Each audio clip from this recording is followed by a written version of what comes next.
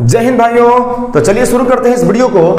और इस वीडियो में हम लोग जानने वाले हैं मेरे भाई अंतः केंद्र के बारे में, अर्थात इन सेंटर क्या होता है, और इसके बाद जान लेंगे हम लोग अंतः वृत्त अर्थात इन सर्किल, और अंत में जानेंगे अंतः त्रिज्या अर्थात इन रेडियस क्या होता है। यही इस वीडियो का मुद्दा होगा।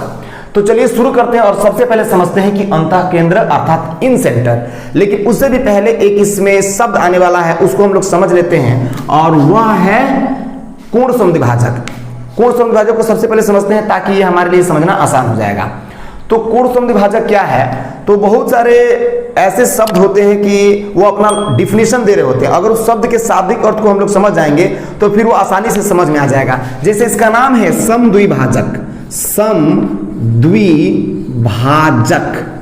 तो सम का मतलब होता है मेरे भाई समान, द्वि का मतलब होता है दो, और भाजक का मतलब होता है बांटने वाला।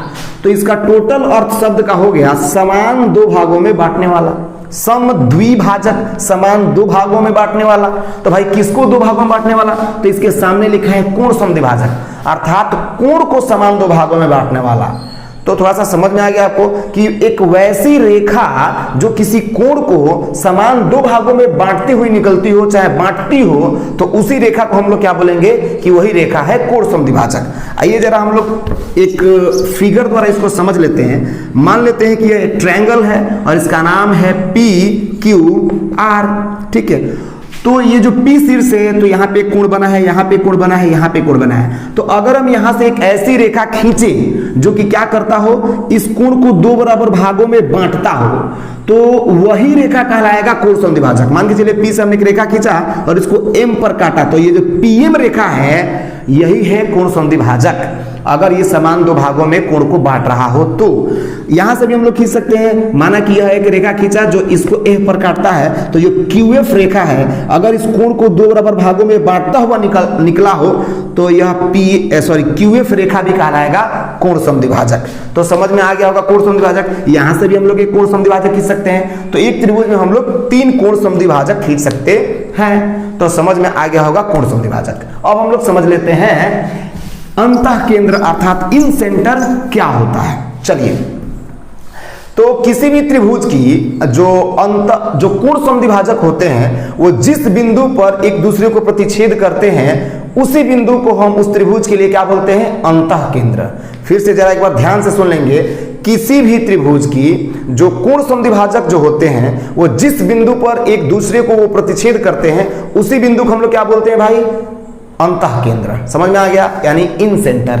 यहाँ पे फिगर में दिखाया गया है, एक बार और समझ लेंगे। माना कि ABC है, ट्रायंगल ले लिए हैं, A यहाँ है, B यहाँ है, C यहाँ है, और ये जो रेखा है इस कोण को समान दो भागों में बांटती हुई निकली है। ये जो रेखा है ये B कोण को समान दो भागों में बांटती हुई, और ये जो रेखा है ये C कोण को समान दो भागों में बांटती हुई निकली है, और आपस में यहाँ पर आके वो लोग काट रहा है एक दूसरे को। तो जिस बिंदु पे कोण समद्विभाजक काटते हैं उसी बिंदु को हम लोग क्या बोलते हैं? अंतः केंद्र, अर्थात यही इस त्रिभुज का अंतः केंद्र होगा। तो समझ में आ गया होगा। चलिए अब हम लोग समझ लेते हैं इससे जुड़ी दो महत्वपूर्ण बातें। पहला है यह त्रिभुज की भुजाओं से समान दूरी पर होता है। जो भी हम लोग ने पढ़ा अंतः केंद्र, वो क्या होता है? वो त्रिभुज की जो भुजाएं होती है, ध्यान से सुनिएगा, ये अगर अंतः केंद्र है अर्थात कोण समद्विभाजक के काटने से बना है, तो ये जो तीनों जो ये भुजाएं होती है, तीनों जो ये भुजाएं होती है मेरे भाई, तीनों भुजा, इससे ये समदूरस्थ होता है। इसका मतलब ये और ये दूरी क्या है? समान है। ये जो अंतः केंद्र होता है ये तीनों भुजाओं से समान दूरी पर होता है। अगर हम समझाने के लिए बोले कि अगर ये 5 है, 5 सेंटीमीटर, तो यह भी कितना होगा मेरे भाई? 5 सेंटीमीटर। यह भी कितना होगा? 5 सेंटीमीटर। तो समझ में आ गया होगा। जो अंतः केंद्र होते हैं त्रिभुज के वो क्या होते हैं? तीनों भुजाओं से समदूरस्थ होते हैं, अर्थात समान दूरी पर होते हैं। अब हम लोग आगे बढ़ जाते हैं। अगला पॉइंट, यह त्रिभुज के हमेशा अंतः भाग में स्थित होता है। यह जो अंतः केंद्र होता है ना, वो कभी भी त्रिभुज के अंतः भाग में ही होगा। चाहे वो त्रिभुज मतलब समकोण त्रिभुज हो, चाहे न्यूनकोण त्रिभुज हो, चाहे अधिकोण त्रिभुज हो, या फिर हम उसको भुजाओं के आधार पर बोले समद्विबाहु हो, चाहे विषमबाहु हो, कोई भी ट्रायंगल हो, वो हमेशा कहाँ होगा? त्रिभुज के अंतः भाग में होगा। अंतः केंद्र त्रिभुज के अंदर ही कभी भी पाया जाता है। अब हम लोग समझ लेते हैं कि अंतःवृत्त किसे कहते हैं, अर्थात इन सर्किल। ठीक है, तो जैसे लिखा है इसको पढ़ के समझ लेते हैं। अंतःवृत्त किसी त्रिभुज में सबसे बड़ा वृत्त जो तीनों भुजाओं को स्पर्श करता है अंतःवृत्त कहलाता है।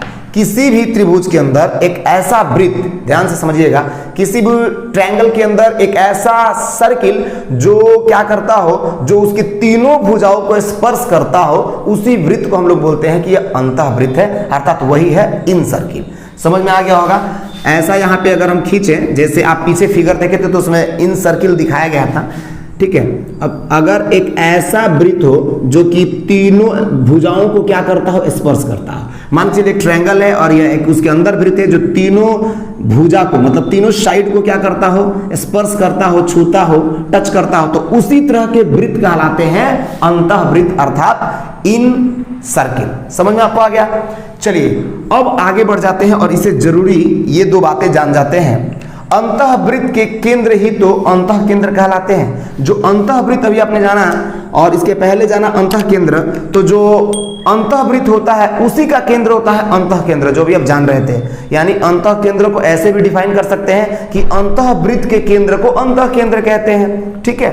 अंतः केंद्र अंतःवृत्त का ही केंद्र होता है। अब आगे बढ़ जाते हैं। अंतःवृत्त की त्रिज्या को अंतः त्रिज्या कहा जाता है। अब अंतःवृत्त जो ये हमने पढ़ा, इसकी त्रिज्या होगी, हर वृत्त की कुछ ना कुछ त्रिज्या होती है। तो ये जो त्रिज्या है, चाहे बहुत सारी त्रिज्याएं खींची जा सकती है, तो इसी की त्रिज्या को, अंतःवृत्त के त्रिज्या को हम लोग कहते हैं अंतः त्रिज्या, अर्थात इन रेडियस। तो उम्मीद करता हूं कि समझ में आ गया होगा अंतः केंद्र, अंतःवृत्त और अंतः त्रिज्या। तो चलिए मिलते हैं अगले वीडियो में, तब तक के लिए गुड बाय।